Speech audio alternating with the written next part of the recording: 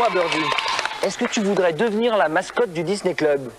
Ah, il a dit oui. Non, c'est pas vrai, il a rien dit. Ah si, regarde. Tu vois, il a bougé l'oreille. Enfin, en attendant, Birdie, nous retrouvons tout à l'heure le Chevalier Lumière dans le Disney Club.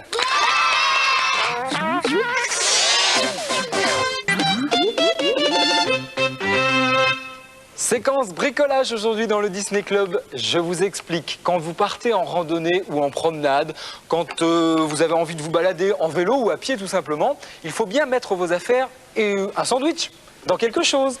Dans un sac, c'est pas mal, mais c'est pas très pratique. Moi, je vous propose de faire une chose, c'est un sac à dos. Et ça, nous avons pu le réaliser grâce au journal de Mickey. Nous avons une petite fiche que je vous montre. Cette petite fiche nous explique tout. Alors, qu'est-ce qu'il nous faut pour réaliser ce sac à dos? Un baril de lessive. Ce baril, vous voyez, on a déjà eu le temps de le recouvrir avec ce superbe papier adhésif. Ça a été plus rapide, hein. J'ai Yoni qui m'a aidé à le réaliser. Ce baril de lessive, vous voyez, il y a bien la forme du baril. Il nous faut un sac en plastique pour mettre dans le baril. Il nous faut des anneaux, vous verrez tout de suite pourquoi. Une sangle, voilà. Une sangle, et puis je crois que c'est tout. Ah si, des aiguilles. Il nous faut aussi des aiguilles pour pouvoir coudre les anneaux sur la sangle. Des petites décorations comme ça, je vous expliquerai tout. Alors, on va vous montrer comment on réalise ce sac à dos. Je reprends mon baril de lessive. J'y mets ce sac plastique, comme ça c'est plus propre. Parce que s'il reste un petit peu de lessive dans le baril, c'est plus hygiénique. Une fois que le sac plastique est dedans, je le fais dépasser un tout petit peu et je recolle du ruban adhésif dessus, comme ça c'est plus propre, c'est plus joli. Voilà. Je prends mes sangles.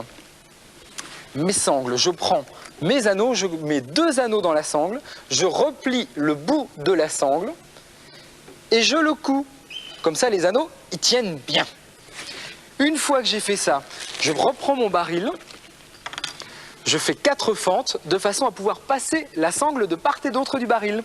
Je la rentre et je la ressors.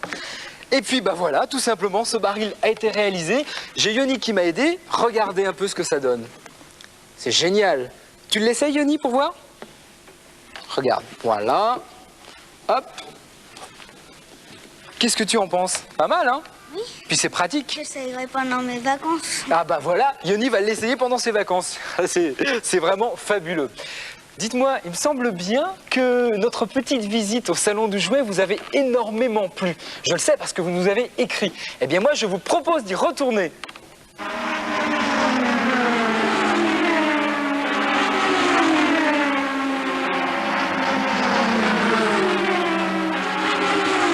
Vous n'avez pas 18 ans? Aucune importance, car il n'y a pas besoin de permis pour conduire ces engins de rêve.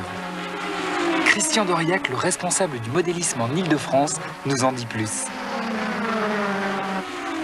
Expliquez-moi ce que sont ces petits engins-là, c'est très curieux. Ces voitures, ce sont des voitures d'abord, qui fonctionnent, qui sont radiocommandées. Et donc avec la radiocommande, ouais. Et c'est capable de faire des prouesses mécaniques et c'est véritablement un sport mécanique comme on a l'habitude d'en voir à une échelle plus petite. Alors lorsqu'on achète un modèle comme ça, est-ce qu'il est entier ou est-ce qu'on doit le monter? Comment cela se passe-t-il? Alors ça se présente un peu comme un puzzle, mais un puzzle bien expliqué par certaines notices et pas à pas on monte sur la voiture et on peut progressivement la voir grandir. On la construit soi-même. Ah ça c'est très intéressant. Et alors à quelle vitesse cela va-t-il? Alors ça dépend un petit peu des modèles, mais la vitesse minimum est de l'ordre de 50 km/h et ça peut atteindre 120-130 km/h.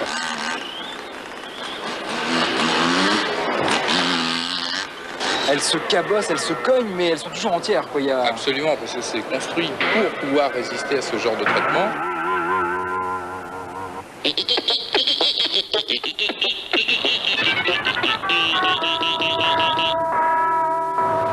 Alors paraît-il qu'il y a des compétitions avec ces bolides. C'est exact, puisqu'il y a à peu près en France, il se dispute à peu près 1000 compétitions pendant une année. Et ça va même jusqu'à des compétitions internationales, puisque d'ici peu de temps, on va avoir une équipe de France qui va aller disputer un championnat du monde en Thaïlande. Bien, merci beaucoup. Alors on souhaite une bonne chance à l'équipe de France. Attention, attention, voici le deuxième indice de notre concours. Nicolas, tu nous le présentes? Oui, alors là je vous rappelle qu'il s'agit aujourd'hui de découvrir un personnage légendaire ayant participé à un film de Walt Disney. Et je ne sais pas si Grégory avait deviné à l'avance l'indice qu'on allait lui montrer, mais regardez ce qu'il a dessiné. Ah oui, la même barbe. Ça te vieillit un petit peu, Nicolas. Oui. Enfin, nous retrouvons tout de suite le Chevalier Lumière et cette semaine, Ernie devient une star, une vraie star du showbiz qui se produit sur scène. Alors l'épisode s'intitule Star System. Ouais, chouette. Tu es le dernier chevalier lumière. Salut le Chevalier Lumière, à la semaine prochaine. Et maintenant, nous allons jouer. Et oui, vous savez qu'aujourd'hui, notre émission est consacrée à la mascotte. Et alors, nous avons un jeu en rapport avec les animaux. Pour cela, nous avons deux candidats. Bonjour.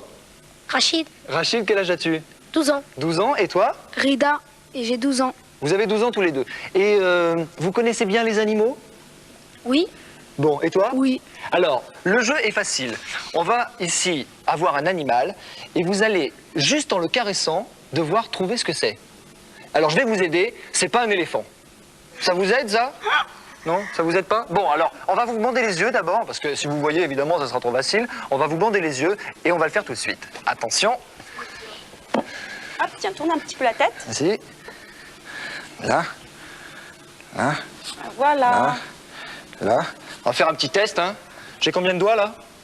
2. 2? Tu sais pas compter? Combien j'en ai? Bon, c'est bon, il voit rien. Alors maintenant, on va sortir notre animal. Alors, allons-y. Chut, faut rien dire. Vous taisez les autres, hein. Voilà, on va le sortir. Attention. Ça va, il ne voit rien, c'est bon. Viens là. Viens là, gros bébé. Tu descends la cage. Voilà. Et alors, je vais commencer par Rachid. Rachid, tu vas le caresser, tu vas essayer de le toucher. Attends, bouge pas. Je le tiens. Voilà. Et tu vas essayer de découvrir ce que c'est.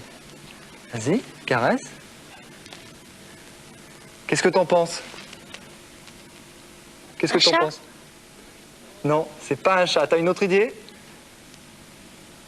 C'est comment? C'est doux, c'est dur, c'est comment? C'est chaud? Un chat. Bon, enfin, t'as pas trouvé. Enfin, je sais pas, remarque. C'est peut-être un chat. Et toi? Vas-y, touche-le. Caresse-le. Un écureuil. Ah! Ah, c'est pas loin, hein? C'est pas loin. Bon, moi, Julie, je crois qu'on peut leur enlever les bandeaux. Allons-y. Et vous allez découvrir cet animal superbe et tout doux. Moi, Nicolas. Vas-y. Regardez comme il est beau. C'est pas un écureuil, mais c'est aussi un mammifère. C'est un chinchilla. Et vous savez que c'est des bêtes qui vivent dans la cordillère des Andes et qui ont été très longtemps chassées pour leur fourrure, qui est très très douce, vous avez pu le remarquer. C'est doux, hein? Alors voilà, donc maintenant, heureusement, c'est une espèce protégée et on est content d'en avoir un aujourd'hui sur le plateau qui est content. Alors, vous n'avez pas trouvé tous les deux, mais vous n'étiez pas très loin de la vérité. Alors, vous aurez gagné tous les deux une superbe calculette Mickey. Voilà. Et maintenant, avant de nous quitter, un dessin animé. Mesdemoiselles, messieurs et mesdames, j'ai l'honneur de vous présenter Dingo en personne dans un grand film en couleur. Attention, Dingo en vacances.